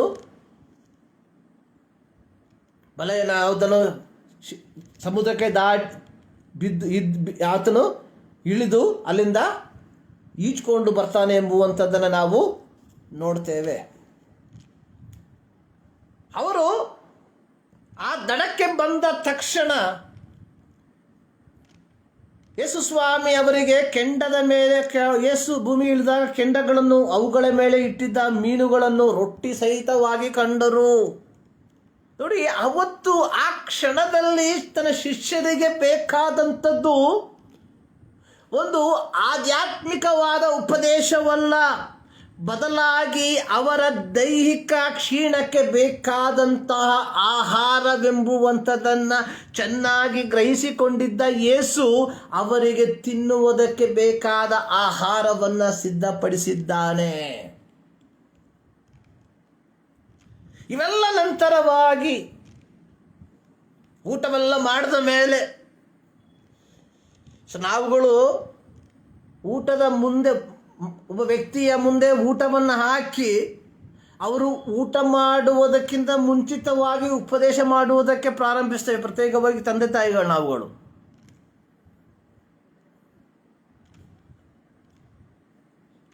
ನನ್ನ ಮಕ್ಕಳು ಹೇಳ್ತಾರೆ, ಉಪದೇಶ ಕೇಳಿ ಕೇಳಿ ಸಾಕಾಗೋಯ್ತು ಅಂತ ಹೇಳ್ಬಿಟ್ಟು. ಆದರೆ ನಾವು ಅವರಿಗೆ ಊಟಕ್ಕಿಂತ ಜಾಸ್ತಿ ಉಪದೇಶ ಕೊಡ್ತಾ ಇರ್ತೀವಿ. There fed up. ನೋಡಿ, ಇಲ್ಲಿ ಯೇಸು ಸ್ವಾಮಿ ರಾತ್ರಿ ಎಲ್ಲ ಕಷ್ಟಪಟ್ಟು ಪ್ರಯಾಸದಲ್ಲಿ ವೇದನೆಯಲ್ಲಿರುವಂತಹ ಶಿಷ್ಯರಿಗೆ ಅದ್ಭುತವಾದ ರೀತಿಯಲ್ಲಿ ಮೀನನ್ನು ಅವರಿಗೆ ಕೊಟ್ಟು, ಹೀಗೆ ಬಂದಂಥವರಿಗೆ ಯೇಸು ಸ್ವಾಮಿ ಕೆಂಡದ ಮೇಲೆ ಸುಟ್ಟಿರುವಂತಹ ರೊಟ್ಟಿಯನ್ನು ಮೀನನ್ನು ಕೊಡುವಂಥದ್ದಾಗಿ ನೋಡುತ್ತೇವೆ. ಊಟವೆಲ್ಲ ಆದಮೇಲೆ ಯೇಸು ಸಿಮೋನ ಪೇತ್ರನನ್ನು, ಯೋಹಾನನ ಮಗನಾದ ಸಿಮೋನನೇ, ನೀನು ಇವರಿಗಿಂತ ಹೆಚ್ಚಾಗಿ ನನ್ನ ಮೇಲೆ ಪ್ರೀತಿ ಇಟ್ಟಿದ್ದೀಯೋ ಎಂಬ ಒಂದು ಪ್ರಶ್ನೆಯನ್ನು ಕೇಳ್ತಾನೆ. ಅದಕ್ಕೆ ಪೇತ್ರ, ಹೌದು ಸ್ವಾಮಿ, ನಿನ್ನ ಮೇಲೆ ಮಮತೆ ಇಟ್ಟಿದ್ದೇನೆ. ಆಗ ಯೇಸು ಅವನಿಗೆ ಹೇಳಿದ್ದು, ನನ್ನ ಕುರಿಮರಿಗಳನ್ನು ಮೇಯಿಸು. ಸ್ವಲ್ಪ ಸಮಯದ ನಂತರವಾಗಿ ತಿರುಗಿ ಯೋಹಾನನ ಯೇಸು ಸ್ವಾಮಿ ಸಿಮೋನನಿಗೆ ಇದೇ ಪ್ರಶ್ನೆ, ನನ್ನ ಮೇಲೆ ಪ್ರೀತಿ ಇಟ್ಟಿದ್ದೀಯೋ? ಅದಕ್ಕೆ ಪೇತ್ರನು ಹೇಳುವಂಥದ್ದು, ಹೌದು ಸ್ವಾಮಿ, ನನ್ನ ಕುರಿಗಳನ್ನು ಕಾಯಿ. ಮೂರನೇ ಸಾರಿ ಮತ್ತೊಂದು ಆವರ್ತಿ, ಸಿಮೋನನೇ, ನನ್ನ ಮೇಲೆ ಮಮತೆ ಇಟ್ಟಿದ್ದೀಯೋ? ಸೊ ಈ ಒಂದು ಪ್ರಶ್ನೆ ಪೇತ್ರನನ್ನ ಸಂಪೂರ್ಣವಾಗಿ ಒಂದು ರೂಪಾಂತರದ ಅನುಭವಕ್ಕೆ ನಡೆಸಿತ್ತು. ಈ ದಿನದ ನಮ್ಮ ಶೀರ್ಷಿಕೆ ಅನ್ನುವಂಥದ್ದು ರೂಪಾಂತರ ಪಡಿಸುವುದಕ್ಕೆ ರೂಪಾಂತರ ಪಡುವುದು, ರೂಪಾಂತರ ಪಡಿಸುವುದಕ್ಕೆ ರೂಪಾಂತರ ಪಡುವುದು. ಇದೇ ಪ್ರಶ್ನೆಯನ್ನ ಯೇಸು ಸ್ವಾಮಿ ಮೂರನೇ ಸಾರಿ ಪೇತ್ರನಿಗೆ ಕೇಳುವಂಥದ್ದು, ನೀನು ಇವರೆಲ್ಲರ ನನ್ನ ಮೇಲೆ ಮಮತೆ ಇಟ್ಟಿದ್ದೀಯೋ? ನೋಡಿ, ಪ್ರಾರಂಭದಲ್ಲಿ ನೀನು ಇವರಿಗಿಂತ ಹೆಚ್ಚಾಗಿ ನನ್ನ ಮೇಲೆ ಪ್ರೀತಿ ಇಟ್ಟಿದ್ದೀಯೋ. ತದನಂತರ 2 ಬಾರಿ ಹೇಳುವಂಥದ್ದು, ನನ್ನ ಮೇಲೆ ಪ್ರೀತಿ ಇಟ್ಟಿದ್ದೀಯೋ. ಈ ಮೂರನೇ ಬಾರಿ ಯೇಸುವಿನ ಪ್ರಶ್ನೆ ಪೇತ್ರನ ಜೀವಿತವನ್ನು ಸಂಪೂರ್ಣವಾಗಿ ಒಂದು ರೂಪಾಂತರದ ಅನುಭವಕ್ಕೆ ನಡೆಸಿತು. ಮೂರನೇ ಬಾರಿ ಯೇಸು ಸ್ವಾಮಿ ಕೇಳಿದಂತಹ ಪ್ರಶ್ನೆಗೆ ಪೇತ್ರನು ದುಃಖಪಟ್ಟು, ಸ್ವಾಮಿ, ನೀನು ಎಲ್ಲ ಬಲ್ಲೆ. ಕಾರಣ, ಯೇಸು ಸ್ವಾಮಿಯನ್ನು ಶಿಲುಬೆಗೆ ಹಾಕುವುದಕ್ಕೆ ತೆಗೆದುಕೊಂಡು ಹೋಗುವಂತಹ ಸಂದರ್ಭದಲ್ಲಿ ಯೇಸು ಸ್ವಾಮಿ ನಾನು ಶಿಲುಬೆಯ ಮೂಲಕವಾಗಿ ಮರಣವನ್ನು ಅನುಭವಿಸಬೇಕು ಎಂಬುದಾಗಿ ಹೇಳಿದಾಗ ಪೇತ್ರನು ನಿನಗೆ ಎಂದಿಗೂ ಸಂಭವಿಸಬಾರದು ಎಂಬುದಾಗಿ ಹೇಳುವಂತಹ ಸನ್ನಿವೇಶ ನಮಗೆ ಗೊತ್ತುಂಟು. ನಂತರವಾಗಿ ಗೆತ್ಸೆಮನೆ ತೋಟದಕ್ಕೆ ಬರುವಂತಹ ಸಂದರ್ಭದಲ್ಲಿ ಯೇಸು ಸ್ವಾಮಿ ಹೇಳ್ದ, ಕುರುಬರನ್ನ ಹೊಡಿತಾರೆ, ಕುರಿಗಳು ಚೆದರಿ ಹೋಗ್ತವೆ. ಆಗ ಪೇತ್ರ ಹೇಳುವಂಥದ್ದು, ಯಾರು ನಿನ್ನನ್ನು ತಳ್ಳಿಬಿಟ್ರು ನಾನು ನಿನ್ನನ್ನು ತಳ್ಳಿ ಬಿಡೋದಿಲ್ಲ. ಅಲ್ಲಿ ಯೇಸು ಸ್ವಾಮಿ ಹೇಳ್ತಾ ಇದ್ದಾನೆ, ಪೇತ್ರನೇ, ಇವತ್ತು ಕೋಳಿ ಕೂಗೋದಕ್ಕಿಂತ ಮುಂಚಿತವಾಗಿ 3 ಬಾರಿ ನೀನು ನನ್ನನ್ನು ಅರಿಯನೆಂದು ಹೇಳ್ತೀಯ. ಆ ಎಲ್ಲ ಸಂಭವಗಳನ್ನ ಒಟ್ಟಾಗಿ ಯೋಚಿಸಿದಂತಹ ಪೇತ್ರನು ಯೇಸು ಸ್ವಾಮಿ 3ನೇ ಬಾರಿಗೆ ನೀನು ನನ್ನನ್ನು ಪ್ರೀತಿ ನನ್ನ ಮೇಲೆ ಮಮತೆ ಇಟ್ಟಿದ್ದೀಯ ಎಂಬ ಪ್ರಶ್ನೆಯನ್ನು ಕೇಳಿದಾಗ, ಸ್ವಾಮಿ ನೀನು ಎಲ್ಲ ಬಲ್ಲೆ, ನಿನಗೆ ತಿಳಿಯದೇ ಇರುವಂಥದ್ದು ಯಾವುದೂ ಇಲ್ಲ. ನನ್ನ ಜೀವಿತ ನಿನ್ನ ಮುಂಭಾಗದಲ್ಲಿ ತೆರೆದ ಪುಸ್ತಕ.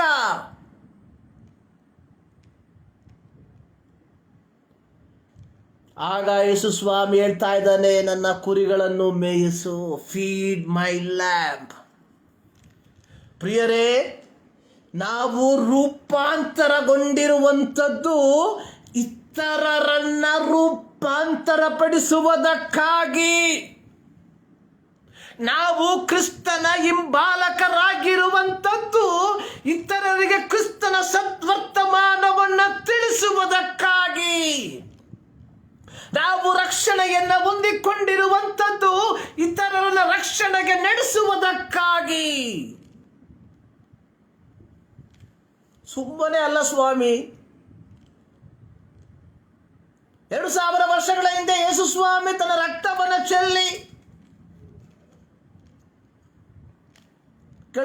ಕೆಲವು ವಾರಗಳ ಹಿಂದೆ ನಾನು ಒಂದು ಹಾಡಾಡಿದ್ದೆ, ಗಣನೆಗೆ ಬಾರದ ನನ್ನನ್ನು ನೀ ಘನವಾದ ಪ್ರೀತಿಯಿಂದ ಅಪ್ಪಿಕೊಂಡೆ, ಈ ನಿನ್ನ ಪ್ರೀತಿಗೆ ಬದಲೇನು ಕೊಡಲಿ, ನನ್ನನ್ನು ನಿಂಗೆ ಸಮರ್ಪಿಸುವೆ. ನಮ್ಮನ್ನು ರೂಪಾಂತರಪಡಿಸಿರುವಂಥದ್ದು, ಪೇತ್ರನೇ ನಿನ್ನನ್ನು ನಾನು ಕರೆದಂಥದ್ದು, ನೀನು ತಿರುಗಿ ಮೀನನ್ನ ಹಿಡಿಯುವುದಕ್ಕೋಸ್ಕರವಾಗಿ ಅಲ್ಲ. ನಿನ್ನ ಕರೆಯುವಿಕೆಯ ಪ್ರಾರಂಭದಲ್ಲಿ ನಿನಗೆ ನಾನು ಕೊಟ್ಟಂತಹ ವಾಗ್ದಾನ, ನಾನು ನಿನ್ನನ್ನು ಮನುಷ್ಯರನ್ನು ಹಿಡಿಯುವ ಬೆಸ್ತರನ್ನಾಗಿ ಮಾಡ್ತೇನೆ ಎಂಬುದಾಗಿ. ಆದರೆ ಪರಿಸ್ಥಿತಿಗಳು ಪೇತ್ರನನ್ನ ತಿರುಗಿ ಮೀನನ್ನ ಹಿಡಿಯುವುದಕ್ಕೆ ಅವನನ್ನು ಕರಕೊಂಡು ಹೋದಾಗ್ಯೂ 3.5 ವರ್ಷಗಳ ಹಿಂದೆ ಯಾವ ಪೇತ್ರನನ್ನ ಕರೆದು ಮನುಷ್ಯರನ್ನ ಹಿಡಿಯುವ ಬೆಸ್ತರನ್ನಾಗಿ ಮಾಡ್ತೇನೆ ಎಂಬುದಾಗಿ ವಾಗ್ದಾನ ಮಾಡಿದ ಯೇಸು ಕ್ರಿಸ್ತನ ಪ್ರೀತಿ ಆ ತಿಬೆರಿಯ ಸಮುದ್ರದಲ್ಲಿ ಅವನನ್ನು ಹುಡುಕಿ ಬಂದು ಅವನನ್ನ ಮತ್ತೊಮ್ಮೆ ರೂಪಾಂತರಪಡಿಸಿ ಅನೇಕರ ರೂಪಾಂತರಕ್ಕೆ ಕಾರಣವಾಗಿ ಮಾರ್ಪಡುವಂಥದ್ದನ್ನು ನಾವು ನೋಡುತ್ತೇವೆ. ನನ್ನನ್ನು ಕೇಳುವ ಪ್ರಿಯ ದೇವ ಜನರೇ, ನೀನು ನಾನು ಈ ಕ್ರಿಸ್ತನ ವಿಶ್ವಾಸಿಗಳಾಗಿರುವಂಥದ್ದು, ಶಿಷ್ಯರಾಗಿರುವಂಥದ್ದು ಈ ಲೋಕದ ಆಸ್ತಿಗೋಸ್ಕರವಾಗಿ ಅಲ್ಲ, ಈ ಲೋಕದ ಸ್ಥಾನಮಾನಕ್ಕೋಸ್ಕರವಾಗಿ ಅಲ್ಲ, ಈ ಲೋಕದಲ್ಲಿ ಕೆಲವು ಕಾರ್ಯಗಳನ್ನು ಸಂಪಾದಿಸುವುದಕ್ಕೋಸ್ಕರವಾಗಿ ಅಲ್ಲ, ಬದಲಾಗಿ ಇತರರನ್ನ ರೂಪಾಂತರ ಪಡಿಸುವುದಕ್ಕೋಸ್ಕರವಾಗಿ. ಅಪೊಸ್ತಲರ ಕೃತ್ಯ 2ನೇ ಅಧ್ಯಾಯ 50 ದಿನ ಬಂದಿರಲಾಗಿ ಅವರೆಲ್ಲರೂ ಏಕ ಮನಸ್ಸಿನಿಂದ ಕೂಡಿ ಪವಿತ್ರಾತ್ಮನು ಅವರ ಮೇಲೆ ಬರುವುದಕ್ಕೆ ಪ್ರಾರಂಭಿಸಿದಾಗ ಅವರು ಅನ್ಯ ಭಾಷೆಗಳಿಂದ ದೇವರನ್ನ ಆರಾಧಿಸಿದರು. ಅಂದು ಪೇತ್ರನು ಎದ್ದು 11 ಜನ ಸಹಿತವಾಗಿ ಎದ್ದು ನಿಂತುಕೊಂಡು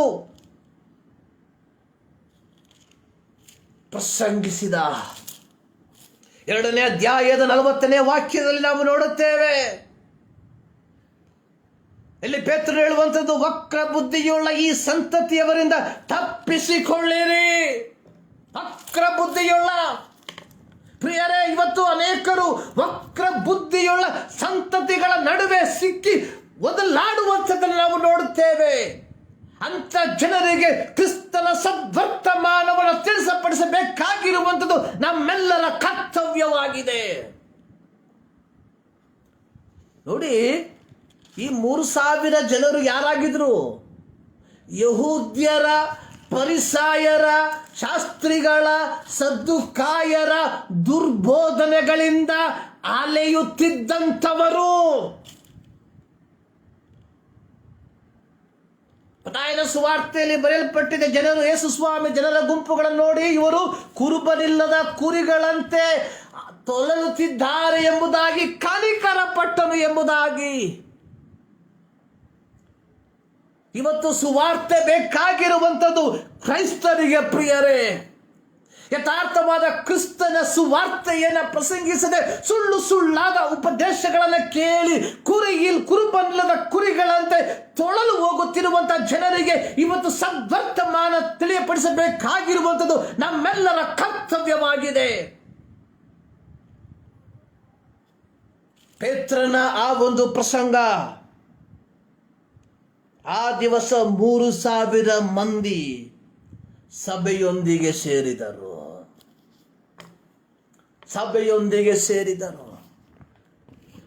ಪೇತ್ರನ ಒಂದು ರೂಪಾಂತರ. ಇನ್ನು ಅನೇಕ ಕಾರ್ಯಗಳನ್ನು ಹೇಳೋದಕ್ಕಿದೆ ಪ್ರಿಯರೇ. ಸಮಯದ ಅಭಾವದಿಂದ ನಾನು ಮುಗಿಸ್ತಾ ಇದ್ದೇನೆ. ಇದೇ ಅಪೊಸ್ತಲರ ಕೃತ್ಯ 9ನೇ ಅಧ್ಯಾಯದಲ್ಲಿ ಸೌಲನೆಂಬ ಒಬ್ಬ ವ್ಯಕ್ತಿಯ ಕುರಿತಾಗಿ ನಾವು ನೋಡ್ತೇವೆ. 8ನೇ ಅಧ್ಯಾಯದಲ್ಲಿ 9ನೇ ಅಧ್ಯಾಯಕ್ಕೆ ಬರುವಂತಹ ಸಂದರ್ಭದಲ್ಲಿ ಈ ಸೌಲನ ದೇವರು ರೂಪಾಂತರ ಪಡಿಸಿ ಪೌಲನನ್ನಾಗಿ ಮಾರ್ಪಡಿಸಿದ್ರು. ಈ ಪೌಲನು ರೂಪಾಂತರಗೊಂಡಂತಹ ಪೌಲನು ತದನಂತರವಾಗಿ ಅನೇಕರ ರೂಪಾಂತರಕ್ಕೆ ಕಾರಣಕರ್ತನಾಗಿ ಮಾರ್ಪಟ್ಟ. ಅನ್ಯ ಜನಗಳ ಮಧ್ಯದಲ್ಲಿ ಸುವಾರ್ತೆಯ ಕೇಂದ್ರ ಬಿಂದುವಾಗಿ ಮಾರ್ಪಟ್ಟ. ನೀನು ನಾನು ರಕ್ಷಣೆ ಹೊಂದಿರುವಂಥದ್ದು ಇತರರನ್ನ ರಕ್ಷಣೆಗೆ ನಡೆಸುವುದಕ್ಕೋಸ್ಕರವಾಗಿ. ಚಂದ್ರನು ಸೂರ್ಯನ ಬೆಳಕನ್ನ ಹೀರುವಂಥದ್ದು ರಾತ್ರಿಯಲ್ಲಿ ಪ್ರಕಾಶ ಕೊಡುವುದಕ್ಕೋಸ್ಕರವಾಗಿ. ನಕ್ಷತ್ರಗಳು ಬೆಳಕನ್ನು ಸೂರ್ಯನಿಂದ ಬೆಳಕನ್ನು ಹೀರಿ ರಾತ್ರಿ ಪ್ರಕಾಶಿಸುವಂಥದ್ದು ನಮಗೆ ರಾತ್ರಿಯಲ್ಲಿ ಬೆಳಕನ್ನು ಕೊಡುವುದಕ್ಕೋಸ್ಕರವಾಗಿ. ನೀನು ನಾನು ರಕ್ಷಣೆಗೆ ನಡೆಸಲ್ಪಟ್ಟಿರುವಂಥದ್ದು ಇತರರನ್ನ ರಕ್ಷಣೆಯನ್ನು ಹೊಂದಿಕೊಂಡಿರುವಂಥದ್ದು ಇತರರನ್ನ ರಕ್ಷಣೆಗೆ ನಡೆಸುವುದಕ್ಕೋಸ್ಕರವಾಗಿ ಎಂಬುವಂಥದ್ದನ್ನ ಮರಿಬ್ಯಾಡ್ರಿ. ಯೇಸು ಸ್ವಾಮಿ ಹೇಳ್ತಾ ಇದ್ದಾನೆ, ನೀನು ನನ್ನ ಕುರಿಗಳನ್ನು ಮೇಯಿಸು. ನನ್ನ ಶಬ್ದವನ್ನು ಕೇಳುವಂತ ಪ್ರಿಯ ದೇವ ಜನರೇ, ನಿಮ್ಮೆಲ್ಲರಿಗೂ ಇರುವಂತ ದೇವರ ಸಂದೇಶ, ಫೀಡ್ ಮೈ ಲ್ಯಾಂಬ್, ನನ್ನ ಕುರಿಗಳನ್ನು ಮೇಯಿಸ್ರಿ. ಫರಿಸಾಯರ, ಸದ್ದುಕಾಯರ, ಶಾಸ್ತ್ರಿಗಳ ದುರ್ಬೋಧನೆಗೆ ಒಳಪಟ್ಟು ಕುರುಬನಿಲ್ಲದೆ ಕುರಿಗಳಂತೆ ತೊಳಲುತ್ತಿರುವಂತಹ ಜನರಿಗೆ ನಿಜವಾದ ಸದ್ವರ್ತಮಾನವನ್ನ ನಾವುಗಳು ಬೋಧಿಸಬೇಕಾಗಿದೆ ಪ್ರಿಯರೇ. ಇದನ್ನು ನಾವುಗಳು ಮರಿಬಾರದು. ನಾವು ಮಾನಸಾಂತರವನ್ನು ಹೊಂದಿರುವಂಥದ್ದು ಇತರನ್ನ ಮಾನಸಾಂತರದ ಅನುಭವಕ್ಕೆ ತರುವುದಕ್ಕೋಸ್ಕರವಾಗಿ. ಮರಿಬ್ಯಾಡ್ರಿ. ಇದೇ ಕ್ರೈಸ್ತತ್ವ. ನಾವು ಆಡ್ದವಲ್ಲ, ಮುಂದೆ ಹೋಗುವೆನು ನನ್ನೇಸುವೆನೊಂದಿಗೆ, ಹಿಂದೆ ನೋಡದೆ ಹೋಗುವೆನು ಆ ಗುರಿ ಮುಟ್ಟುವ ತನಕ. ಹಿಂಸೆ ಸಂಕಟ ಬಂದಾಗ್ಯೂ ಸಂತೋಷದಿ ಹೋಗುವೆನು, ನನ್ನ ಶಿಲುಬೆಯನ್ನ ಹೊತ್ತು ಹೋಗುವೆನು ಆ ಗುರಿ ಮುಟ್ಟುವ ತನಕ. ನನ್ನ ಯೇಸುವಿನ ಕೃಪೆಯೇ ನನಗೆ ಸಾಕು. ಈ ಲೋಕದಲ್ಲಿ ನಾನು ಶೂರನಾಗಿ ಮುಂದೆ ಹೋಗುತ್ತೇನೆ ಆ ಗುರಿ ಮುಟ್ಟುವ ತನಕ. ನಾನು ಸಾವಿಗೂ ಎದರೇನು, ನಿತ್ಯ ಜೀವವನ್ನ ಪಡೆದೆ ನಾನು ಆತನಲ್ಲಿಯೇ ನಿತ್ಯ ಜೀವಿಸುವೆ ಆ ಗುರಿ ಮುಟ್ಟುವ ತನಕ. ಕ್ರೈಸ್ತತ್ವದ ಮೂಲ ಉದ್ದೇಶ ಗುರಿಯನ್ನು ಮುಟ್ಟುವಂಥದ್ದು. ಇಲ್ಲ, ಕ್ರೈಸ್ತತ್ವದ ಏಕೈಕ ಉದ್ದೇಶ ಗುರಿಯನ್ನ ಮುಟ್ಟುವಂಥದ್ದು. ಯೇಸು ಸ್ವಾಮಿ ಹೇಳ್ತಾ ಇದ್ದಾನೆ, ನಾನಿರುವಲ್ಲಿಯೇ ನೀವು ಇರಬೇಕು. ದೇವರು ನನ್ನನ್ನ ನಿನ್ನನ್ನ ಕರೆದಿರುವಂಥದ್ದು, ನನಗೋಸ್ಕರವಾಗಿ ತನ್ನ ರಕ್ತವನ್ನು ಸುರಿಸಿರುವಂಥದ್ದು ಈ ಲೋಕದಲ್ಲಿ ನಾನು ದೊಡ್ಡ ವ್ಯಕ್ತಿಯಾಗುವುದಕ್ಕೋಸ್ಕರವಾಗಿ ಅಲ್ಲ, ನಿತ್ಯ ನಿರಂತರವಾಗಿ ಆತನೊಂದಿಗೆ ಆತನ ಸಂಗಡ ವಾಸ ಮಾಡುವುದಕ್ಕೋಸ್ಕರವಾಗಿ ದೇವರು ನನ್ನನ್ನು ಕರೆದಿದ್ದಾನೆ. ಪ್ರಿಯರೇ, ಮರಿಬ್ಯಾಡ್ರಿ. ನೀನು ನಾನು ರಕ್ಷಣೆಯನ್ನು ಹೊಂದಿಕೊಂಡಿರುವಂಥದ್ದು ಇತರರನ್ನ ರಕ್ಷಣೆಗೆ ನಡೆಸುವುದಕ್ಕೋಸ್ಕರವಾಗಿ. ನಾವುಗಳು ಮಾನಸಾಂತರವನ್ನು ಪಡೆದುಕೊಂಡಿರುವಂಥದ್ದು ಇತರರನ್ನ ಮಾನಸಾಂತರಕ್ಕೆ ನಡೆಸುವುದಕ್ಕೋಸ್ಕರವಾಗಿ. ಈ ಮುಂಜಾನೆಯಲ್ಲಿ ಸರ್ವಶಕ್ತನಾದ ದೇವರು ನಿಮ್ಮೆಲ್ಲರನ್ನ ಬಲಪಡಿಸಲಿ ಎಂಬುದಾಗಿ ನಾನು ಪ್ರಾರ್ಥಿಸುತ್ತೇನೆ. ಪ್ರಾರ್ಥನೆ ಮಾಡುವ. ಭೂಮಿ ಆಕಾಶವನ್ನು ಉಂಟು ಮಾಡಿರುವ ನಮ್ಮ ಪ್ರೀತಿಯ ತಂದೆಯಾದ ದೇವರೇ, ಮತ್ತು ದಾವರ್ತಿ ನಿಮ್ಮ ಸನ್ನಿಧಾನಕ್ಕೆ ನಮ್ಮನ್ನೇ ಸಮರ್ಪಿಸ್ತಾ ಇವೆ ಸ್ವಾಮಿ. ಈ ಮುಂಜಾನೆಯಲ್ಲಿ ಕರ್ತನೆ, ನಿಮ್ಮ ವಾಕ್ಯದ ಗುಡಾರ್ಥವನ್ನು ತಿಳಿಯಪಡಿಸಿದ್ದಕ್ಕಾಗಿ ಸ್ತೋತ್ರ.